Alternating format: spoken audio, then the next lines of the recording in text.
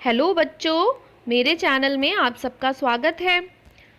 आज हम पढ़ेंगे आपकी व्याकरण दीपिका का पाठ 7 सर्वनाम यानी प्रोनाउन।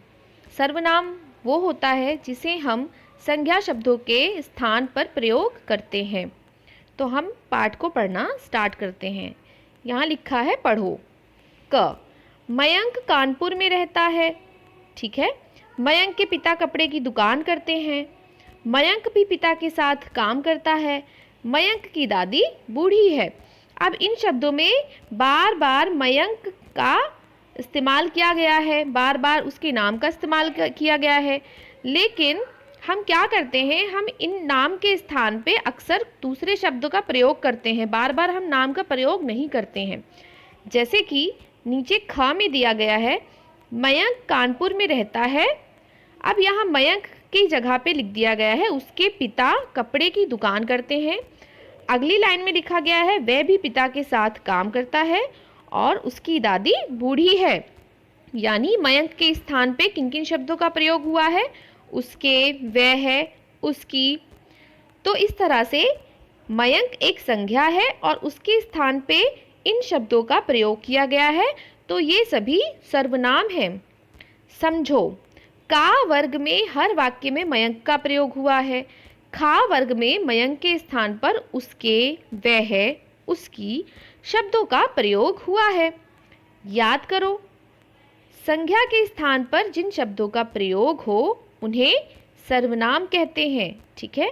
तो संज्ञा के स्थान पे जिन भी शब्दों का इस्तेमाल किया जाता है उन्हें हम सर्वनाम कहते हैं। अब ये कुछ मुख्य नाम दिए गए हैं जिन इस्तेमाल करते हैं, जैसे मैं, मेरा, मुझे। अपने नाम के लिए हम क्या लिखते हैं, मैं, मेरा, मुझे। हम, हमारा, हमें। जब हम कई लोग होते हैं तो हम कहते हैं हम, हमारा, हमें।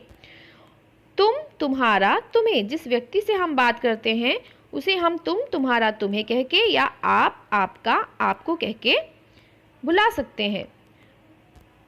यदि किसी तीसरे व्यक्ति के बारे में बात करनी है तो हम कहते हैं वह, उसका, उसको, वे, उनका, उनको। तो इस तरह से इन सर्वनाम शब्दों का प्रयोग हम संज्ञा के स्थान पर कर सकते हैं। सर्वनाम का अर्थ है सबका नाम, यानी जिन्हें हम किसी के नाम के स्थान पर भी प्रयोग कर सकते हैं वो होता है सर्वनाम। राम किताब पढ़ता है। अब इसमें संज्ञा क्या है, राम है, तो राम के स्थान पे हमें सर्वनाम लगाना है। वह किताब पढ़ता है, राम के स्थान पे हमने कौन सा सर्वनाम इस्तेमाल किया है, वह। कुत्ता भौंकता है। कुत्ता एक संज्ञा है, संज्ञा के स्थान पे हमने क्या लिखा है, वह भौंकता है। मोहन मेरा भाई है। मोहन एक संज्ञा है, संज्ञा के स्थान पे हमने क्या लिखा, वह मेरा भाई है। गाय दूध देती है, वह दूध देती है। सर्वनाम सभी के लिए एक नाम है। ऊपर के उदाहरण में राम, कुत्ता, मोहन तथा गाय सभी के लिए वह सर्वनाम का प्रयोग हुआ है। ठीक है। तो इसी तरह से हम किसी के भी नाम या संज्ञा के स्थान पर सर्वनाम का प्रयोग करके कर सकते हैं। अब इसी सर्वनाम पर आधारित कुछ अभ्यास है जिसे हम कर लेते हैं। पहला है, नीचे लिखे सर्वनाम शब्दों में से सही शब्द चुनकर वाक्य पूरे करो। अब यहाँ पे कुछ सर्वनाम शब्द दिए गए हैं,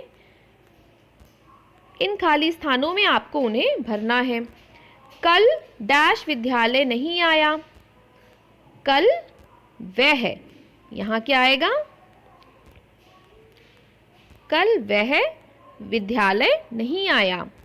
यह पुस्तक डैश है। यह पुस्तक मेरी है। डैश सदा सच बोलना चाहिए। हम क्या कहते हैं कि हमें सदा सच बोलना चाहिए, तो यहाँ आएगा हमें। मैंने डैश एक पेन दिया था। यहाँ क्या आएगा, तुम्हें। तुम्हें एक पेन दिया था। अगला है, सर्वनाम शब्दों पर घेरा लगाओ। अब इस आपको उस पे घेरा लगाना है। काजल संज्ञा है, सर्वनाम नहीं है, इसलिए हम इस पे घेरा नहीं लगाएंगे।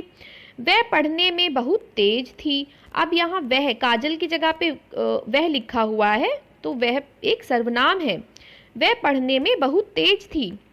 वह खेल कूद में भी चुस्त थी, तो यहाँ भी वह सर्वनाम है। उसके पास एक सुंदर गुड़िया थी। अब यहाँ काजल के स्थान पे लिखा है उसके पास, तो उसके एक सर्वनाम है। वह और उसका भाई गुड़िया से खेलते थे। अब यहाँ पे वह भी सर्वनाम है और उसका भी सर्वनाम है, क्योंकि वह यानी काजल और उसका यानी काजल का भाई। इस तरह से ये सर्वनाम है। अगला है निम्नलिखित संज्ञा शब्दों के स्थान पर सर्वनाम शब्दों का प्रयोग करो। अब यहाँ पे जो नाम लिखा हुआ है, इनके स्थान पे हमें सर्वनाम यूज करना है, इस्तेमाल करना है। दिशा मेरी सहेली है, यहाँ पे नहीं लगाना है क्योंकि ये पहला वाक्य है और यहाँ पे इसे दूसरे रंग में लिखा भी नहीं गया है। दिशा के पिता डॉक्टर हैं, यानी उसके, यहाँ पे आप पेंसिल से लिख लीजिए उसके। दिशा की माताजी अध्यापिका हैं, यहाँ लिख लीजिए उसकी माताजी अध्यापिका हैं।